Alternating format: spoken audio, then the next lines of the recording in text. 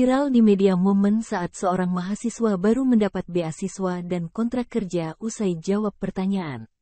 Tak hanya itu, mahasiswa baru Universitas Brawijaya tersebut bahkan diminta jadi CEO oleh Bahlil Lahadalia selaku Menteri Investasi, Kepala Badan Koordinasi Penanaman Modal saat sudah lulus, dilansir dari akun Twitter @sosmedkeras, Rabu, tanggal 16 Agustus tahun 2023.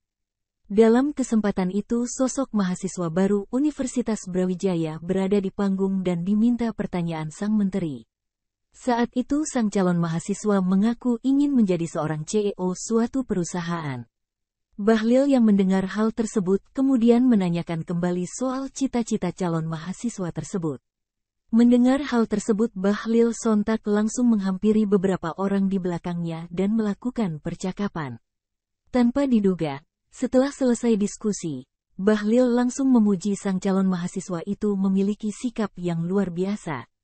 Mengejutkannya lagi, sang menteri kemudian menawarkan langsung pekerjaan kepada sang mahasiswa baru. Para mahasiswa yang ada di gedung tersebut sontak bersorak ramai mendengar pernyataan sang menteri.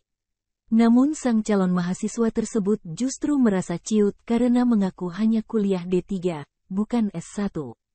Bahlil yang mendengar itu lantas memberikan jawaban. Ia mengaku tak mempermasalahkan pendidikan tertinggi calon mahasiswa itu hanya D3, bukan S1 apalagi doktor. Setelah itu, Bahlil mengajak bersalaman untuk menunjukkan bahwa mereka sudah sepakat akan bekerja sama di masa depan. Sejumlah netizen yang mengetahui hal tersebut sontak ramai memberikan komentar. Tak sedikit yang menyoroti keberuntungan yang didapatkan sang mahasiswa baru tersebut.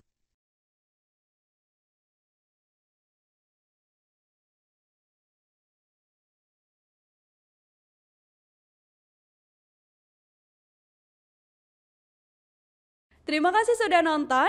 Jangan lupa like, subscribe, dan share ya.